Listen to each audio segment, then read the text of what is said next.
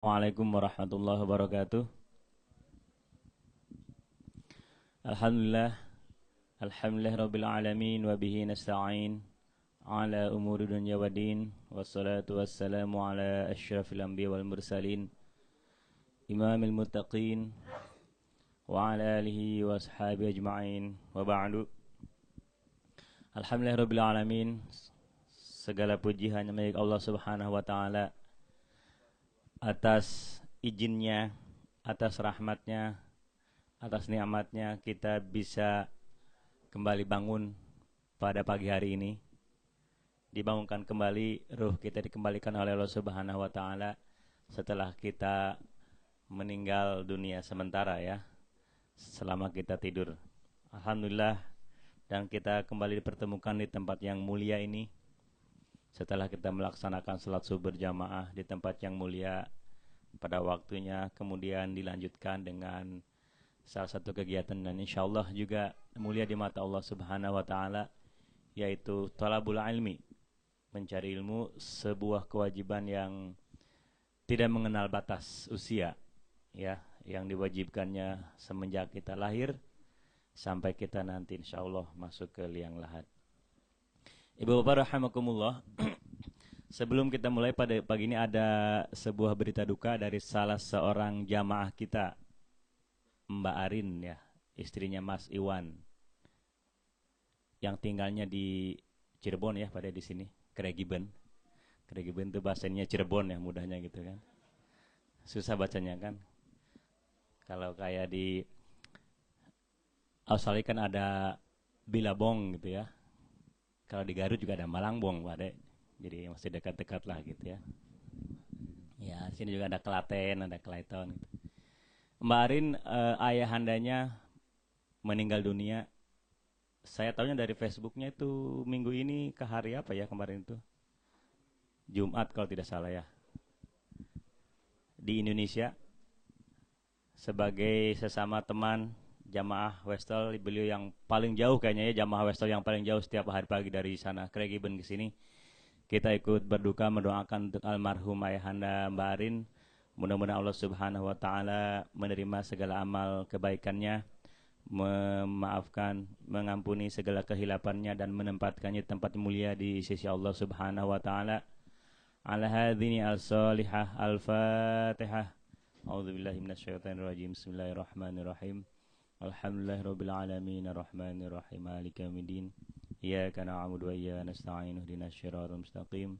Siratal ladzina an'amta 'alaihim ghairil maghdubi 'alaihim waladdallin. Allahumma ighfir lahu warhamhu wa'afihi wa'fu anhu. Allahumma ighfir lahu warhamhu wa'afihi wa'fu anhu.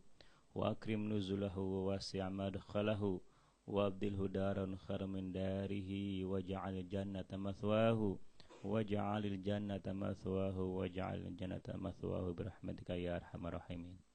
Terima kasih. Dan seperti biasa kajian kita pagi ini main menunya adalah tafsir Al-Baqarah dari Ustaz Gun-Gun, dan hari ini kita dapat berkah lagi seorang tamu dari Jakarta khusus yang datang ke sini ya, Pak Muhammad Salman. Saya baru ketemu beliau sekarang, tapi katanya beliau itu alumni Westol. Ternyata Pak Ade, Pak Marzuki, Pak Barja udah kenal semuanya ya.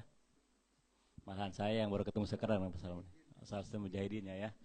Jadi beliau ini kembali ke kandang kalau gitu Pak Salman ya. Jadi istilahnya mudik ini ya, mudiknya ke Melbourne ini bertemu dengan Pak Uki ya, insyaallah.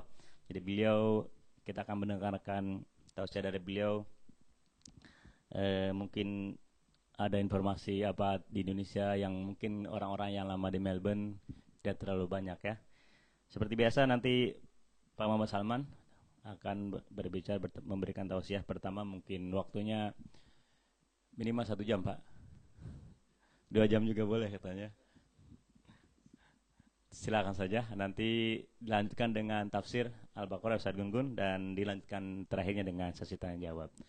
Saya persilakan Pak Salman. Assalamualaikum warahmatullahi wabarakatuh.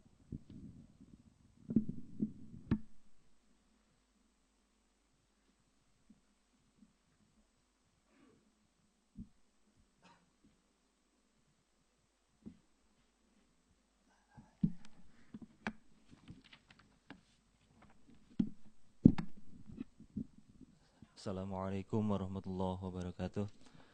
Alhamdulillahilladzi nahmaduhu wa nasta'inuhu wa nastaghfiruh wa na'udzu billahi min syururi anfusina wa min sayyiati a'malina. May yahdihillahu fala mudhillalah wa may yudlilhu fala hadiyalah. Allahumma shalli wa sallim ala sayidina Muhammadin wa ala alihi wa sahbihi wa man tabi'ahum bi ihsanin ila yaumiddin wa man jahada fi sabilillah ila yaumil qiyamah. A'udzubillahi minasyaitonirrajim. Bismillahirrahmanirrahim. Wasari'u ila magfiratin min rabbikum wa jannatin 'arduhas samawati wal ard u'iddat lil muttaqin alladzina yunfikuna fis sarai wad dharai wal kaziminal ghaiz wal 'afina 'anil nas wallahu yuhibbul muhsinin.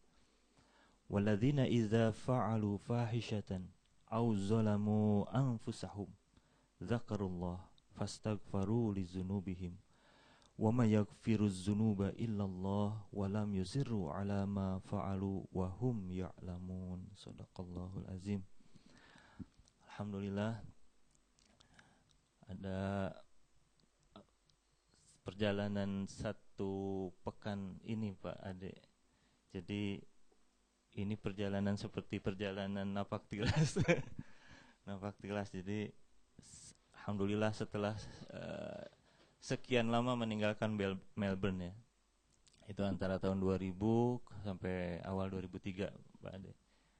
Waktu itu Westall ketika awal tahun 2000 itu sedang dibangun ya. Kita punya giliran setiap student tuh. Ada yang hari apa dipimpin Pak Ade, Pak Wasra, bata demi bata ya kita susun. Kemudian menjadi sebuah bangunan Westall ini. Nunggu diinspek ya, berdebar-debar tuh diinspek gitu. Apalagi nih yang salah, apa yang kurang gitu. Karena kalau diinspek nggak lolos kita nggak bisa ke tahap berikutnya Pak. Subhanallah gitu. Dan kemudian hari ini menyaksikan semaraknya luar biasa di Melbourne ini ya, di berbagai wilayah barat, timur, utara, selatan ya. Selatan ada Pak? Ini selatan ya, South East ya. Alhamdulillah, semoga ini pertanda keberkahan dari Allah. Karena berkah itu adalah ziyadatul khair, selalu bertambahnya kebaikan. Dan ciri bertambahnya kebaikan itu adalah ketika setiap saat selalu ada perubahan yang lebih baik gitu ya. Makanya untuk indikator sesuatu itu berkah atau enggak, banyak enggak kebaikan dari apa yang kita miliki ini menjadi sesuatu yang membuat kita lebih baik. Umur berkah atau enggak itu indikatornya ya sederhana. Apakah dengan bertambahnya usia ini ketaatan kita pada Allah bertambah juga gitu. Apakah dengan perjalanan usia ini membuat kita semakin merasa dekat dengan Allah, semakin banyak kebaikan yang kita tebarkan, semakin banyak amal-amal jariah yang terus menerus kita tebarkan di muka bumi ini. Itu ciri. Apakah harta yang kita miliki ini berkah atau enggak? Dengan harta itu apa yang terjadi yang membuat diri kita bertambah menjadi semakin baik di hadapan Allah? Harta yang kita miliki itu terus mengalir menjadi sesuatu yang memberikan kemaslahatan buat orang banyak ya. Termasuk ilmu ya. Termasuk juga posisi kita barangkali ya. Karir kita, pekerjaan kita, jabatan kita itu berkah atau tidaknya akan dilihat dari apakah itu menjadi jalan kebaikan atau sebaliknya. Maka alhamdulillah di Melbourne ini kita melihat betapa tanda-tanda keberkahan itu nampak Pak Ade, insyaallah. Mudah-mudahan ini semua menjadi satu yang terus menerus ya Allah jaga keberkahan ini sehingga dari satu yang kecil itu menjadi satu yang besar. Kita ini seperti menanam sebuah pohon ya. Kebaikan itu kan harus ditempatkan pada tempat yang terbaik. Harus kita treatment dengan cara yang terbaik gitu. Seperti syajaratun thayyibah. Dari mulai benih itu kita rawat, kita tumbuhkan, kita kita pupuk sehingga dia akan tumbuh menjadi pohon yang kuat, yang besar, yang daunnya rindang melindungi orang-orang yang di bawahnya, kemudian berbuah sepanjang masa, memberikan kemanfaatan. Walaupun orang yang menanamnya itu sudah tidak ada. Dan kita memang ketika menanamkan kebaikan itu tidak perlu harus berharap bahwa kita yang paling pertama merasakan hasil kebaikan itu. Walaupun ada benih di tangan dan kita tahu besok kiamat, ya kiamat nggak ada yang tahu, tapi seandainya pun tahu, itu harus ditanam. Boleh jadi ini akan menjadi kebaikan yang membuat kita selamat nanti di akhirat. Karena inilah yang kemudian perlu kita pahami, bahwa setiap diri kita harus memiliki kontribusi di dalam tumbuhnya kebaikan itu. Mandala ala khairin falahu ajri kafailihi. Barang siapa menunjuki jalan kepada kebaikan atau berkontribusi dalam sebuah kebaikan, apapun itu, dan itu kemudian tumbuh menjadi kebaikan yang terimplementasikan di dalam kehidupan banyak orang ya, maslahat itu, maka kita akan mendapatkan apa yang kita rasakan sebagai satu kebaikan juga. Pahala itu akan mengalir terus. Kalau orang menyebutnya ini adalah investasi kebaikan yang tidak akan terputus sampai kita menghadap Allah kelak. Nah, ini yang kemudian sebaliknya juga digambarkan, mandala ala syarin falahu ajri kafailihi. Barang siapa menjadi bagian dari munculnya sebuah keburukan, berkontribusi sekecil apapun gitu, kita menjadi bagian dari sebuah keburukan itu terjadi, maka kita sebenarnya akan mendapatkan akibat dan mendapatkan dosa yang sama. Ya, artinya kalau kemudian ada orang menjadi bagian dari sebuah aktivitas misalnya sekecil apapun, maka sesungguhnya dia menjadi bagian. Termasuk katanya ini Pak De, pembela ya, pengacara yang yang udah jelas koruptor dibela juga, itu katanya jadi bagian juga. Ya udah tahu koruptor ya, dibela juga. Nah, lagi ramai karena memang lebih gede Pak itunya, rate-nya. Pengacara, wah itu nomor 1 tuh, nawarin diri. Nah, ini yang kemudian mudah-mudahan itu menjadi satu kebaikan dari Allah, dan tidak ada satu yang sia-sia di sisi Allah, sekecil apapun kebaikan itu. Karena di mata Allah segala sesuatu yang kemudian kita lakukan semata-mata mengharapkan ridha Allah, tidak ada yang sia-sia di sisinya. Sebaliknya, sebuah kebaikan sebesar apapun yang kita tujukan bukan untuk Allah tapi untuk yang lain, maka itu seperti sebuah debu yang tertiup angin, tidak akan ada bekasnya di sisi Allah. Ini yang kemudian disebutkan sebagai orang itu kalau ada mukhlisin, ada muflisin ya. Kalau mukhlis itu kan orang-orang yang ikhlas. Ikhlas dalam beramal, ikhlas dalam melakukan kebaikan itu sederhananya adalah kalau seseorang itu kadar kebaikannya itu sama kesungguhannya antara ketika dia sendiri atau di hadapan orang banyak, maka sesungguhnya dia sudah memiliki sebuah orientasi yang sesungguhnya hanya mengharap Allah yang menilai dirinya. Tapi kalau kadar kebaikan itu berubah gitu ya, kalau misalnya tidak ada popularitas yang kemudian menjadi satu yang mengikuti aktivitas kebaikannya itu, barangkali dia tidak terlalu bersemangat ya. Biasanya kalau ini jadi ujian ya, kalau orang sedang mencari popularitas, mencari pencitraan, itu maka kebaikan-kebaikan itu hanya akan terjadi pada saat dia membutuhkan pencitraan itu ya. Lagi nyari suara misalnya, ya udah turun, datang sama orang miskin ya. Ya, datang ke kampung-kampung. Tapi setelah itu ya udah, karena memang tujuannya hanya untuk saat itu aja. Nah, jadi kebaikan itu harus terus menjadi satu yang secara konsisten kita lakukan tanpa ada orientasi selain Allah. Ketika Allah yang menjadi orientasi, maka kadar kebaikan itu akan sama baiknya. Makanya ada yang bilang memang ujian ketakwaan itu pada saat kita sedang sendiri. Ketika kita berada di dalam satu komunitas kebersamaan, maka memang tergerak ya. Maka itulah sebahagia-bahagianya kehidupan seseorang ketika dia diberikan Allah lingkungan yang baik ya. diberikan sahabat-sahabat yang baik, diberikan orang-orang di sekelilingnya, orang-orang yang senantiasa membuat dirinya semakin dekat kepada Allah gitu. Ya. Ini luar biasa gitu. Pada saat orang lagi tidur kita bangun ya subuh seperti ini gitu. Ada apa ini kalau kata orang Melbourne di sini? Di Westall udah hidup semuanya. Ya, masa saat-saat malam itu, saat-saat atau subuh itu luar biasa buat mereka ya. Untuk bisa bangun dan subuh seperti ini. Tapi itulah karena tergerak dan kita menjadi satu semangat untuk kemudian melahirkan kebaikan. Tapi kebaikan ini harus terus menjadi satu yang terpelihara. Karena kalau tidak, maka nilai kebaikan itu hanya terjadi pada saat kita sedang bersama-sama banyak orang. Tapi ketika kita pada saat sedang sendiri, maka kebaikan itu pun harusnya tetap menjadi sesuatu yang tumbuh dalam hati kita. Ya. Termasuk juga menjaga ketakwaan ketika kita sedang tidak ada bersama orang lain yang melihat kita.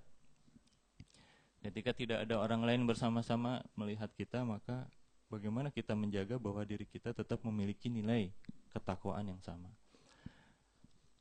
Nah, Bapak Ibu sekalian, jamaah Westall yang berbahagia, di dalam awal surat tadi saya ingin menyampaikan bahwa mudah-mudahan tadi mudah-mudahan sekarang ini kita sudah menjadi bagian dari orang-orang yang sedang menumbuhkan ya pohon-pohon kebaikan itu. Sajaratun thayyibah itu sedang tumbuh. Dan mudah-mudahan pohon ini akan terus tumbuh dan akan menjadi jalan terhidayahinya banyak orang. Walaupun hidayah itu dari Allah, tapi kita harus berusaha menjadi bagian dari orang-orang yang menumbuh suburkan hidayah itu. Menjadi jalan bagi orang lain untuk mendapatkan kebaikan itu. Ini kan sebuah sarana ya, sebuah wasilah, media ya.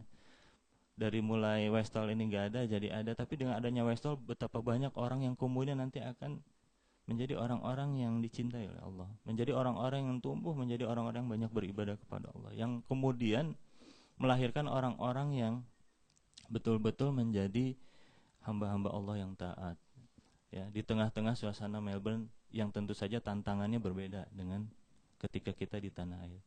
Di tanah air itu tantangannya bukan dari sisi suasana, Pak. Kesemarakan di tanah air ini memang luar biasa ya. Pengajian, waduh luar biasa, majelis taklim ya. Ibu-ibu sekarang rajin bikin seragam. Kalau di Indonesia ada yang warna biru, merah, ungu. Ini majelis taklim lagi rajin bikin seragam ya. Ada jodal tayangnya juga kan. Ada yang kebagian hari Senin. Itu jam sebelum subuh udah ramai berapa bis itu ke studio TV. Lagi ramai lah sekarang semarak gitu. Ini luar biasa memang ibu-ibu ya. Ya. Ada yang anaknya nggak bisa sarapan, ibunya udah berangkat. Berangkat sana ada syuting gitu kan. Nah, jadi ada yang masuk TV, ada yang belum punya seragam, ngambek sama suaminya. Kawan gimana saya nggak punya seragam nih ya kan. Ada seragam. Ya pokoknya semarak lah. Alhamdulillah ya. Mudah-mudahan ini jadi satu kebaikan juga. Tapi tentu saja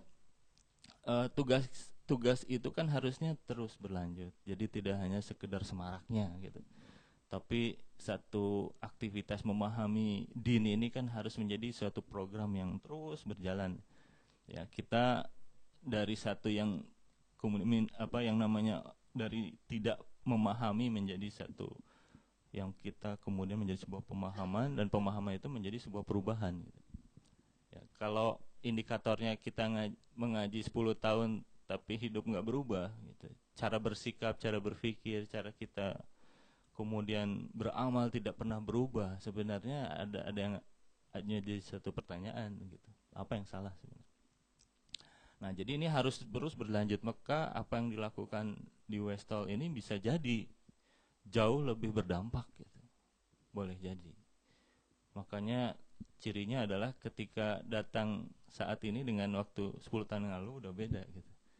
Ya, dari jamaahnya, dari warganya, dari keluarga-keluarga yang selama ini bersentuhan terus dengan Westall itu sudah menjadi sosok-sosok yang jauh lebih bernilai di mata Allah Subhanahu wa taala. Ya, lebih berubah ya, kemudian menjadi orang-orang yang jauh lebih baik. Nah, itu perubahan-perubahan itu yang sebenarnya kita harapkan. Nah, memang tantangannya besar di negara kita sebagai negara yang muslimnya terbesar di dunia. Jemaah hajinya terbanyak ya Pak di dunia. Wah, luar biasa. Ada sekarang ini waiting list untuk jemaah haji Indonesia itu bisa 8 tahun. 8 tahun. Tapi kalau punya duit bisa dinaikin waiting listnya katanya. Jadi mau naik haji aja nyogok supaya waiting listnya naik gitu. Mau tahun ini Pak, tahun ini rate-nya segini, tahun depan ya kalau mau naik tahun depan lebih cepat lagi ada. Mau naik haji seperti itu. Jadi udah jadi satu sisi ya miris ya, mau ibadah tapi di sisi lain ya menjadi sarana juga untuk terjadinya orang mengambil hak orang lain gitu. Wah, luar biasa jamaah haji kita banyak, kuota terus ditambah, tahun depan 20.000 ditambah gitu kan. Kuota ditambah terus. Tapi susah nurunin ranking negara terkorup gitu ya, susah juga gitu. Ranking masih bertengger aja jadi ranking tertinggi gitu. Nah, ini kan sebuah tantangan ya. Ada anomali gitu ya. Apa yang salah gitu di negara kita ini. Nah, ini sebuah PR besar bagaimana sebenarnya membangun sebuah masyarakat yang Islami itu seperti membangun sebuah peradaban gitu. Bukan sebuah pekerjaan yang kita jalani sekedarnya, tapi harus dengan kesungguhan agar semuanya bisa mendapatkan dan menjalani satu kehidupan yang membuat perubahan besar di dalam dirinya. Maka apa yang dilakukan di Westall misalnya, termasuk saudara-saudara kita di bagian yang lain, itu memang semangatnya itu tidak cukup hanya sekedar semangat kemudian kita datang mengaji pulang ya. Tapi ada sebuah program besar yang membuat masyarakat itu merasakan betul manfaatnya Islam itu dan bisa betul-betul menjadi cahaya di tengah-tengah masyarakat itu. Apalagi berada di negara yang non muslim seperti ini, wajah kita ini menjadi wajah Islam gitu. Dari mulai perilaku kita, tindakan kita ini menjadi wajah, menjadi role model bagi masyarakat di sekelilingnya. Betapa Islam itu sesungguhnya agama yang membuat pemeluk-pemeluknya itu menjadi orang-orang terbaik di masyarakatnya. Bukan menjadi troublemaker, Pak ya. Ya, kerjaannya kalau ada orang Islam udah resah aja orang sekitarnya. Wah, itu susah kalau seperti itu gitu. Tapi bagaimana kita masyarakat ini tumbuh menjadi masyarakat terbaik dan menjadi masyarakat yang menjadi cahaya bagi orang-orang di sekitarnya. Bahkan betapa banyak orang yang kemudian menjadi terhidayahi gitu, mendapatkan hidayah dari Allah karena melihat perilaku kita gitu. Jangan-jangan ada orang bilang saya ada waktu itu ada seorang mu'alaf yang bilang, aduh, dia merasa luar biasa mendapatkan hidayah ketika membaca isi Al-Qur'an, membaca terjemahan isi Al-Qur'an. Banyak hal-hal yang membuat dirinya tergetar.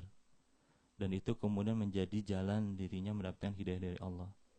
Dia bilang, barangkali inilah Allah memberikan saya jalan hidayah melalui hadiah Al-Qur'an. Waktu zaman saya di sini itu ada banyak peristiwa besar yang menjadi ujian ya bagi umat Islam itu. Pertama adalah 7-Eleven. 7-Eleven. Kenapa jadi 7-Eleven? Iya, beda dikit sih. Buka 24 jam memang 7-Eleven karena saya tuh beli Mikey terus ngetop up terus itu. Wah, Pak Salman sekarang di sini udah beda, udah pakai Mikey gitu kan. Ya, udah jadi pakai Mikey, udah pakai itu. Jadi kerjaan ngetop up aja. Nah, 9/11 waktu itu, kemudian ketika saya mau pulang itu, Pak, yang sampai ada banyak sweeping itu ketika bom Bali. Kenapa? Oh, tanggal segini ya. Wah, itu waktu itu ada 2 peristiwa itu yang membuat kita tuh merasa tidak nyaman juga. Wah, saya pernah tuh dicari-cari radio ABC. Untungnya ada alasan gitu, lagi kuliah gitu kan. Kejar-kejar terus tuh. Mungkin kan dari sisi di Monash kan MUIS gitu dan sebagainya itu juga sebenarnya mereka ingin mencari informasi dan sebagaimana respon kita lah terhadap itu. Nah, tapi tentu saja ini adalah skenario Allah juga, bagaimana peristiwa itu bukan menjadikan Islam makin dijauhi ya, tapi orang banyak bertanya tentang Islam. Jadi yang namanya Islam Corner itu dibuka di setiap kampus ya, untuk mereka kemudian bertanya. Saya waktu itu juga kebagian piket tuh di Monash. Jadi bikin booth ya, booth tentang Islam segala macam, semua hal yang terkait dengan Islam supaya orang-orang bertanya apakah memang seperti itu. Dan alhamdulillah hari demi hari berjalan, ada saja yang kemudian orang-orang yang kemudian menjadi semakin mengerti bahwa Islam itu seperti apa karena mereka ingin tahu tentang Islam. Ternyata kesimpulannya memang Islam itu indah. Hanya saja seringkali umat Islam yang menutupi keindahan Islam. Betapa banyak nilai-nilai keindahan Islam itu tertutupi oleh sikap dan perilaku kita sendiri. Jadi banyak orang-orang mu'alaf itu masuk Islam karena melihat sumbernya. Karena kalau melihat perilaku pemeluknya, boleh jadi mereka nggak jadi masuk Islam. Nah ini tantangan buat kita, bagaimana agar konsistensi nilai-nilai Islam itu juga berwujud, bahwa kedalaman dan kesungguhan kita di dalam beribadah ya, ibadah mahdoh itu berimplikasi juga pada keseharian kehidupan seorang muslim. Jadi kalau orang kesalehan pribadinya beres, harusnya kesalehan sosialnya beres gitu. Kalau orang sholatnya khusyuk, harusnya produktivitas kerjanya juga tinggi. Kalau orang itu ibadahnya benar, maka sesungguhnya hubungan sosialnya juga harusnya benar gitu. Menjadi orang yang paling banyak memiliki kebaikan dengan orang lain. Hidup bertetangganya juga beres gitu. Kan harusnya begitu. Lah kenapa kalau misalnya di kita, apa sebenarnya yang salah? Pernah ada pertanyaan yang kepada saya itu di Indonesia itu. Kenapa orang-orang di sini susah diajak tertib ya? Ngantri aja susahnya minta ampun gitu ya. Padahal sholatnya khusyuk-khusyuk kali ya gitu. Rajin ke masjid tapi susah ngantri, susah, pengennya nyerobot aja gitu ya. Yang sederhana itu. Buang sampah sembarangan ya, mobil semewah apapun tempat sampahnya jalan raya gitu ya. Ini tempat sampah terluas katanya. Yang penting dalam mobilnya bersih. Nah itu bukan karena mungkin naik hajinya udah 2 kali gitu yang punya mobil, wallahu alam bisawab. Jadi seringkali kita melihat fenomena betapa ada jarak ya, ada keterpisahan antara aspek ibadah kita secara personal, secara pribadi dengan hubungan sosial, muamalah dan sebagainya. Saya teringat ketika Umar bin Khattab radhiyallahu an itu ingin mencari sosok seorang calon untuk pemimpin satu wilayah ya. Itu kan ngadain fit and proper test Pak. Kalau sekarang kebanyakan pakainya fit and property test Pak. Jadi punya apa gitu. Apa yang bisa dikasih gitu. Yang bisa disetor ya, properti aja yang ditanya, bukan propernya.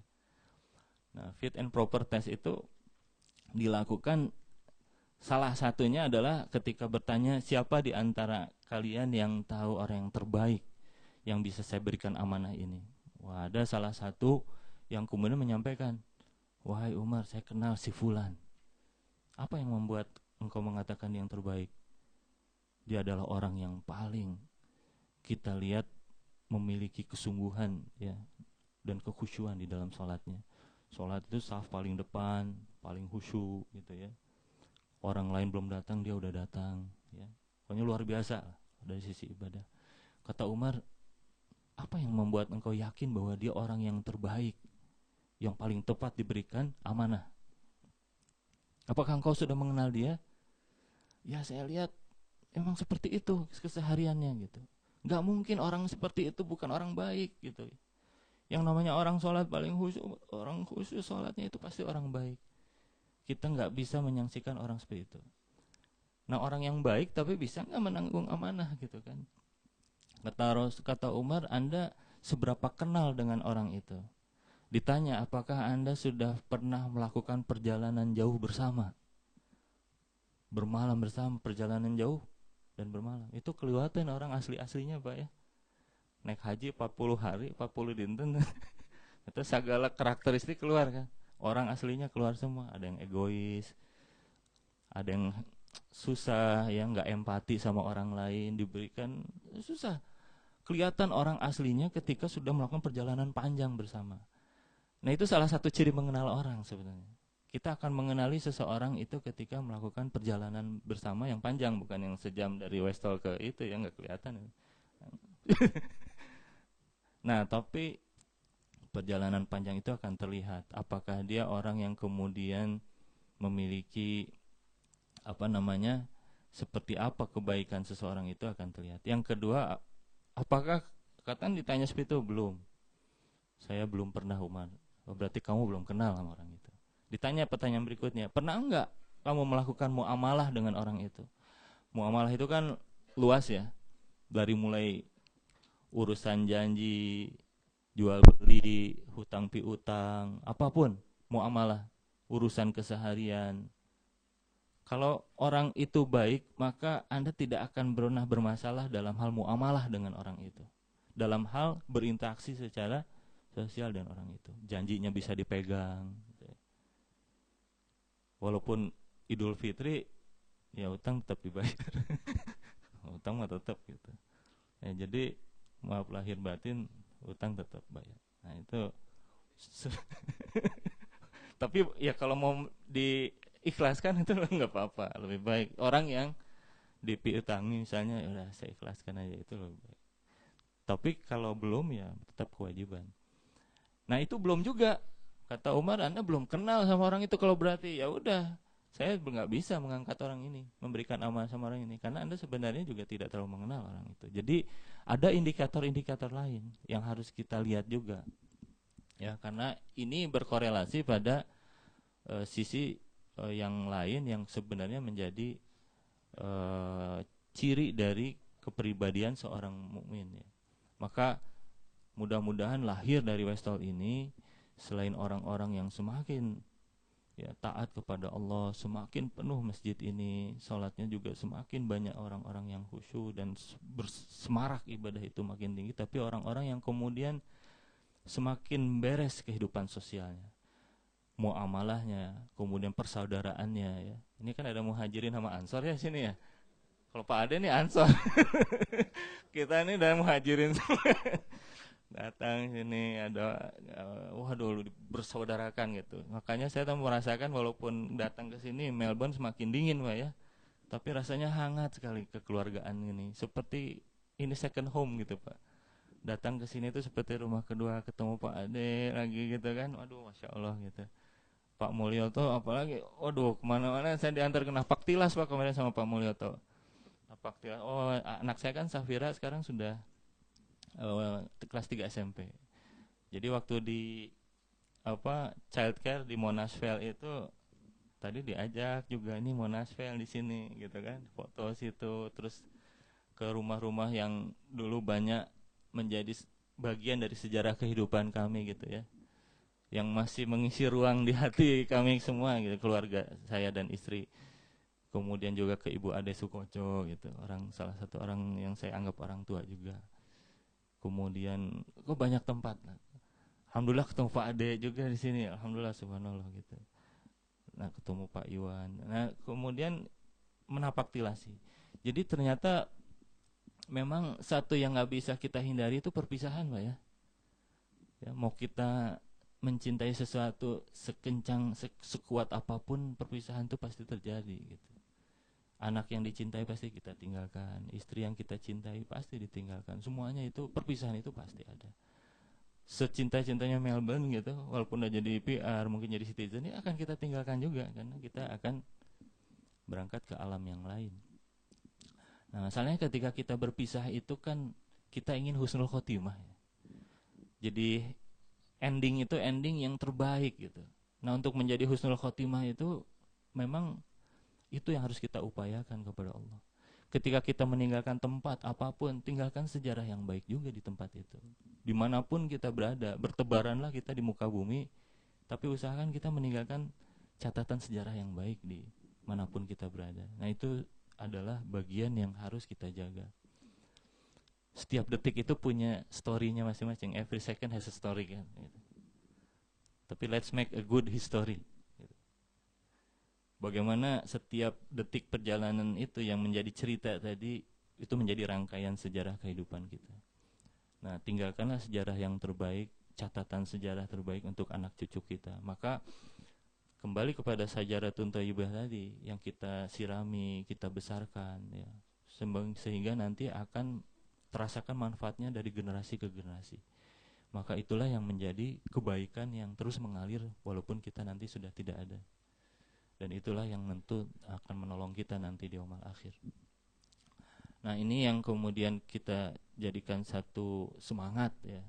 Insya Allah di suasana Syawal sekarang ya. Kalau di Indonesia mah kerjaan halal terus Pak. Kalau habis Idul Fitri kerja masih setengah hari gitu kayak habis lebaran tuh ya. Yang ada sidak PNS mah ada gitu ya, sidak PNS, tapi ya sekedarnya kalaupun datang hadir juga nggak ada, bingung apa yang dikerjain gitu. Jadi seminggu pertama masuk kerja itu saya kesini gitu kan. Nah, anak saya Safira juga sekolah kesini karena pasti sekolahnya juga halal mulu gitu kan. Nah, sampai di Melbourne saya training short course itu hari Senin sampai kemudian ketemu Pak Ikro, Pak Iwan, Teh Oti gitu ya di airport. Kemudian saya langsung ke tempat training hari Senin gitu. Saya pikir kalau di hari pertama di sini juga begitu ya, paling perkenalan gitu. Enggak, langsung serius sampai maghrib. Langsung semua materi itu training juga enggak ada katanya Pak Saman di sini, perkenalan langsung kalau udah hari pertama masuk. Nah, kalau di Indonesia biasanya perkenalan terus. Kuliah juga gitu, hari pertama perkenalan. Nah, jadi alhamdulillah gitu ya. Jadi sampai hari ini punya kesempatan hari Sabtu Ahad tadi malam di Laverton. Alhamdulillah juga di sana dari gereja jadi masjid ya, jadi tempat. Saya bilang ini seperti zamannya Rasul Futuh Mekah ya. Datang ke Mekah itu patung-patung diruntuhin, apa dibuang gitu kan, gereja dibersihin ya, akhirnya jadi masjid ya, insyaallah jadi pusat-pusat aktivitas yang nanti menjadi bagian dari membangun peradaban Muslim di Melbourne. Dan ini yang kemarin juga saya sampaikan, kita harus bikin program yang baik, program yang betul-betul berkelanjutan ya, supaya terasa ada perubahan yang itu nanti akan membangun generasi itu, akan betul-betul lahir generasi-generasi yang terbaik yaitu di Melbourne ini. Ini kan sekarang udah generasi Pak Ade, generasi pertama, nanti ada generasi berikut yang terus akan mengalir. Jadi asabikuna awalun nih Pak Ade ini. Insya Allah mudah-mudahan ini ada yang terus kita pelihara. Nah, dalam semangat Syawal, satu hal yang menjadi ciri adalah mudah-mudahan Syawal itu menjadi sarana terjadinya peningkatan pada diri kita. Ya, meningkat kebaikan kita di hadapan Allah, ketaatan kita di hadapan Allah selepas Syawal. Karena Ramadan ini kita sudah mendapatkan banyak hal yang membuat Allah melatih ya, jiwa kita, melatih semua lahir batin dilatih oleh Allah.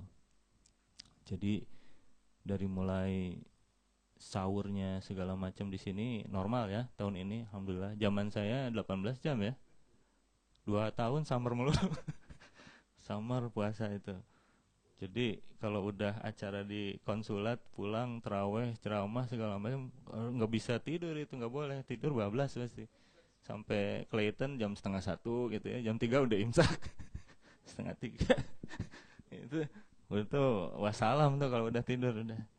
Nah, jadi tantangan setiap masa itu berbeda. Nah, hanya di Indonesia yang anteng aja Pak, puasa ya segitu-gitu aja ya, jam 6 buka gitu ya, jam 4:30 imsak. Tahun ke tahun begitu aja kalau di Indonesia mah ya. Tantangannya nggak berubah-ubah. Kalau Pak Aden udah ngerasain summer, winter sekali ya, seluruhnya udah. Tahun ini yang normal Pak. Dan mudah-mudahan ini yang menjadi satu perbedaan ya. Bagaimana kesiapan kita menghadapi kondisi apapun, kita tetap istiqomah. Nah, di dalam surat Al-Imran tadi itu saya menyampaikan ada satu ayat. Nah, ini baik sekali kalau Bapak Ibu nanti membuka ya, sambil dilihat lagi dengan para asatis di sini, ustadz-ustadz di sini. Surat Al-Imran tuh ada satu halaman yang bagus sekali untuk kita lihat bersama, kita kaji. Itu dari mulai ayat 133 sampai ayat 140. Pas itu mungkin satu halaman itu bisa jadi hal yang bagus untuk kita. Nah, di sini Allah mengatakan, a'udzubillahi minasyaitonirrajim, wasari'u ila magfiratin mir rabbikum wa jannatin arduhas samawati wal ard uiddat lil muttaqin. Wasari'u, bersegeralah, ya, bersegeralah kalian semua ila magfiratin mir rabbikum, kepada ampunan Allah, wa jannatin, dan surganya Allah, arduhas samawati wal ard, yang luasnya seluas langit dan bumi, uiddat lil muttaqin, yang disediakan bagi orang-orang yang bertakwa. Nah, jadi kepada ampunan Allah itu harusnya kita bersegera seperti kita mengejar sesuatu. Karena ampunan Allah itu sesungguhnya luas, tapi luasnya ampunan Allah itu akan ada akhirnya, yaitu pada saat nyawa berada di kerongkongan. Itu sebenarnya udah tertutup. Maka selama nyawa belum sampai di kerongkongan, itu harus dikejar. Wasari'u ila magfirah. Jadi ampunan Allah dikejar, gak boleh ditunda, walaupun hanya sesaat. Karena kita gak pernah tahu apa yang akan terjadi sesudahnya. Wa jannatin, dan karunia Allah, ya. Jannah itu luasnya seluas langit dan bumi, jadi gak usah khawatir gak kebagian, gitu. Luasnya seluas langit dan bumi. Jadi kalau kita melihat luasnya satu wilayah itu masih dalam ukuran yang bisa ditakar, ya, masih bisa ditakar kilometer perseginya, itu belum luas. Tapi kalau udah wajanatin arduhas samawati wal ard, luasnya seluas langit dan bumi, itu udah nggak jelas ujungnya di mana, saking luasnya. Dan jangan kita merasa takut nggak kebagian yang namanya jannah itu. Ini Allah memberikan motivasi kepada kita sesungguhnya di ayat ini, wasari'u, bersegeralah, gitu ya. Kalau ada orang itu kesungguhan itu bisa dilihat dari seberapa dia menyegerakan diri, gitu. Menyegerakan diri kepada satu kebaikan. Sekecil apapun peluang kebaikan pasti dia kejar. Karena boleh jadi kebaikan yang kecil ini, walaupun kecil, itu justru menjadi kebaikan yang membuat dirinya selamat di akhirat. Jadi gak boleh kita menakar-nakar kebaikan karena kita merasa ini kebaikan yang kecil. Kalau Rasulullah SAW itu mengajarkan kepada kita kejar kebaikan itu walaupun hanya sekedar menghindarkan orang dari terinjak hal yang akan menyakiti di jalan. Ya, intinya menyingkirkan duri, gitu ya. Itu kebaikan. Nah, kalau kita kemudian untuk kebaikan yang kecil aja gak bersemangat, apalagi yang besar, maka dalam konteks kita bersama-sama membangun peradaban di Melbourne ini, menjadi bagian dari orang-orang yang menumbuh suburkan semangat, ya, untuk dinullah di Melbourne ini, apapun yang kita lakukan, kita yang mengejar, gitu. Karena sesungguhnya yang membutuhkan Allah itu kan kita, ya, bukan Allah yang membutuhkan kita, gitu. Maka setiap kebaikan itu akan menjadi jalan seseorang untuk kemudian mendapatkan kebaikan dari Allah Subhanahu wa taala. Jadi sekecil apapun, sekedar kita membantu apa yang bisa kita bantu, maka jadikanlah ini menjadi catatan kebaikan kita di hadapan Allah. Walaupun barangkali ada kebaikan yang orang lain bisa jadi tidak tahu, tapi apapun itu, maka jadikanlah itu sebagai sebuah kebaikan yang membuat kita semakin diberikan banyak keberkahan oleh Allah Subhanahu wa taala. Wasari'u, bersegeralah. Nah, ini mengenai magfirah itu sebenarnya disampaikan oleh Allah di ayat berikutnya, tapi diawali juga dengan masalah harta. Alladzina yunfikuna fis-sarai wad-dharai wal kaziminal ghais wal afina 'anil nas wallahu yuhibbul muhsinin. Alladzina, yaitu orang-orang yang yunfikuna fis-sarai, yang senantiasa menginfakkan apa yang dimilikinya, fis-sarai, dalam keadaan lapang, maupun wad-dharai, dalam keadaan sempit. Jadi infak itu atau memberikan apa yang dimilikinya dari karunia Allah itu dalam keadaan lapang atau sempit, itu sesungguhnya bagian dari komitmen kesungguhan seseorang sebagai seorang mukmin. Kalau zakat itu beda. Zakat itu kalau kita sebut adalah bagian dari kewajiban seseorang yang hartanya sudah mencapai nisab ya, sudah mencapai kadar wajib zakat. Tapi zakat itu tidak menunjukkan komitmen kesungguhan seseorang dari sisi kedermawanan, itu bukan. Karena zakat itu sudah inherent ada di dalam harta orang itu. Makanya disebut membersihkan harta itu bukan pengertiannya harta yang gak halal jadi halal gitu ya, tapi membersihkan dari hak orang lain yang sudah ada di dalam harta kita. Karena itu memang harus dikeluarkan gitu. Jangan sampai termakan oleh kita. Jadi prinsipnya adalah jangan sampai dalam darah kita itu termakan hak orang lain. Sementara harta seseorang yang sudah dalam konteksnya mencapai nisab zakat, itu sudah ada hak orang lain di dalamnya, ada harta yang nggak boleh termakan oleh kita. Itu harus dikeluarkan. Makanya itu yang kemudian kita bersihkan, itu keluarkan. Maka kalau kita tidak keluarkan, boleh jadi harta itu akan tetap keluar dengan cara yang lain. Harta itu akan tetap keluar, dipaksa oleh Allah dikeluarkan dengan cara yang lain.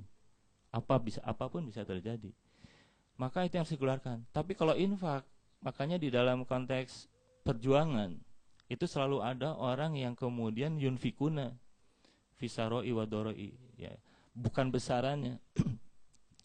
Karena seperti misalnya uang $100 atau $10 berapapun itu kan hanya besaran ya. Tapi nilai yang di mata Allah akan dilihat adalah bagaimana kesungguhan dia untuk kemudian menjadi bagian dari orang yang membantu satu kebaikan ya. Bisa juga dari sisi proporsinya ya. Mungkin $10 seorang PR sama student lain gitu ya. Yang student tuh waduh ngeluarin $50 itu perjuangan ya. Boleh jadi untuk PR $50 sama juga.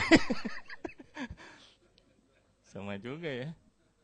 Jadi intinya adalah sesungguhnya kadar itu bisa dilihat situasinya, situasional. Tapi fisaroi wadoroi itu menunjukkan konsistensi. Dalam keadaan lapang kita tetap memberikan kontribusi, memberikan satu semangat untuk ikut menyampaikan ya kebaikan itu, harta kita sisihkan. Wadoroi baik ataupun dalam keadaan sempit. Nah ini yang kemudian menjadi catatan di sisi Allah. Dari mulai sampai orang itu ada yang bercita-cita. Kalau orang sudah bercita-cita naik haji, suatu saat saya ingin naik haji, mudahkan ya Allah. Maka niat itu akan menjadi jalan Allah memudahkan jalannya. Tapi kalau niat aja nggak pernah gitu, apalagi rindu pengen ke Baitullah itu nggak pernah terlintas dalam hatinya, itu jalan itu nggak pernah ada. Jadi yang pertama ada dulu keinginan kuat, ya Allah, malah urusan misalnya saya nabung berapa lama, itu urusan yang lain gitu. Dari mulai kita buka rekening tabungan haji sampai kita naik haji itu udah kalkulasinya Allah udah. Kalau kita hitung-hitung, kalau saya mau naik haji itu kayaknya bakal 10 tahun baru penuh nih tabungan gitu kan. Misalnya dengan apa yang kita hitung secara manusia. Tapi ketika kita mulai start buka rekening haji, itu sudah kalkulasinya Allah gitu.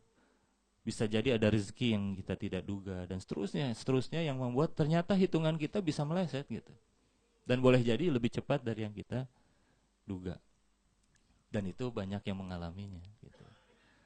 Nah, makanya saya seringkali kalau ketemu kawan-kawan gitu di kantor, yang namanya naik haji itu harus muncul dulu lintasan dalam hati itu, rasa rindu dan keinginan untuk naik haji gitu, untuk beribadah haji gitu. Jadi kalau itu aja enggak gimana gitu, Allah mudahkan.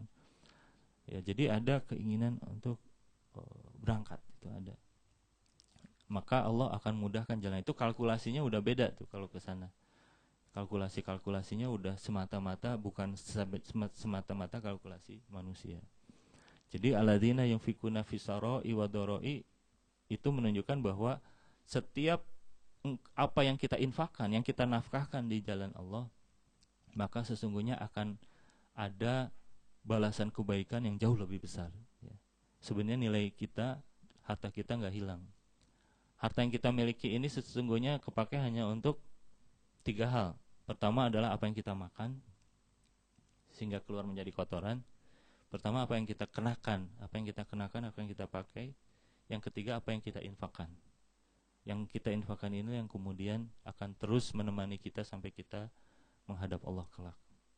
Nah, ini yang kemudian diberikan catatan bahwa kenapa ayat ini kemudian menekankan pada alladzina yunfikuna fis-sarai wad-dharai, agar kita bersiap-siap dalam rangka husnul khotimah. Itu harus ada yang kita bawa kepada Allah, ya. Bukan makamnya semata-mata yang dibagusin gitu, tapi bekal yang dimajakin gitu. Di Indonesia itu ada makam yang udah luar biasa di San Diego Hills namanya. San Diego Hills itu sekarang jadi makam yang termewah di Indonesia. Ada klasternya, klaster Muslim segala macam, klaster Nasrani, dan dibuat seperti taman, ya. Ada area rekreasi segala macam di daerah Kerawang, ya, Kerawang Barat kalau nggak salah. Nah, itu namanya San Diego Hills, itu jadi pemakaman termewah. Itu bagus sekali, Pak. Tinggal pilih mau tipe berapa. Ya, tipe 21 apa tipe 41 dan seterusnya. Mau yang full furnish juga ada gitu ya. Pokoknya yang nyaman, full AC kali ya barangkali gitu. Tapi luar biasa di situ, enggak semua orang bisa dimakamkan di situ. Hanya orang-orang tertentu yang bisa dimakamkan di tempat itu. Dan itu makam yang dibuat senyaman mungkin. Ada IO-nya juga, ada event organizer-nya. Dia akan menghandle dari semua urusan dari awal sampai akhir, itu ada IO-nya. Ya, jadi itu semua udah full package. Dan di San Diego Hills itu sekarang udah banyak orang yang sudah punya coupling di sana, terutama mereka-mereka yang pendapatannya cukup tinggi, ya. Itu udah punya coupling karena mahal sekali coupling di sana. Strata title lah gitu ya. Kalau apartemen itu mereka juga akan milih. Tapi itu semua tidak akan menjadi satu yang membuat seseorang husnul khotimah atau tidak, kalau kita tidak mempersiapkan dengan tadi, ya, memperbanyak menggapai maghfirah Allah, kemudian alladzina yunfikuna fis-sarai wad-dharai, karena itu sesungguhnya harta yang dibawa. Walaupun semua dibawa, ya, jangan-jangan orang sekarang dibekelin iPad mati itu, ya, supaya masih bisa komunikasi dengan keluarga. Tapi sesungguhnya yang dibawa adalah amal-amal dia. Wal kaziminal. Nah, seterusnya ini dilanjutkan, wal kaziminal ghaiz, dan yang senantiasa bisa mengendalikan dan menahan amarahnya. Wal afina aninas, dan selalu memaafkan orang lain. Ini sulit. Ada seorang sahabat di masa Rasulullah yang dikatakan sebagai sahabat yang dimuliakan oleh Allah. Kemudian ini membuat penasaran sahabat yang lain. Apa sih kelebihannya sahabat itu? Karena Rasulullah selalu menyebut-nyebut orang itu, selalu mengistimewakan, ya, membanggakan orang itu. Kemudian diikuti dalam satu aktivitas itu. Jangan-jangan memang seharinya di rumah ada yang istimewa nih. Ternyata katanya, ya tadi ketika menginap itu, sahabat ini ternyata masuk kategori biasa aja sebenarnya di rumah. Ya, ibadah seperti yang lain, sholat malam seperti yang lain juga, tapi nggak ada yang istimewa. Tapi rupanya dia itu punya catatan list, ya, orang-orang yang selama ini dianggap, ya, pernah menyakiti hatinya. Itu setiap catatan orang itu didoakan oleh orang ini setiap habis sholat. Ya Allah, didoakan semua orang-orang yang masuk dalam catatan list yang pernah menyakiti hatinya, didoakan dengan kebaikan. Itu yang sesungguhnya menjadi catatan betapa ini adalah sesuatu yang tidak mudah bagi orang untuk kemudian mendoakan orang yang menyakiti hatinya.